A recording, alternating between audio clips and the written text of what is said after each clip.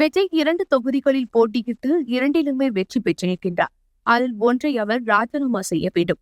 அதன்படி திருச்சி கிழக்கு தொகுதியை ராஜினாமா செய்வார் என்று கூறப்பட்டு வருகின்றது.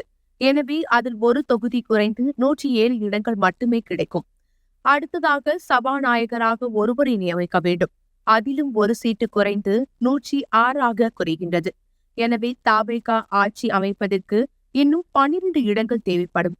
இதற்காக காங்கிரஸ் உள்ளிட்ட கட்சிகளுடன் மூத்த நிர்வாகிகள் ஆலோசித்து வருவதாக கூறப்படுகின்றது.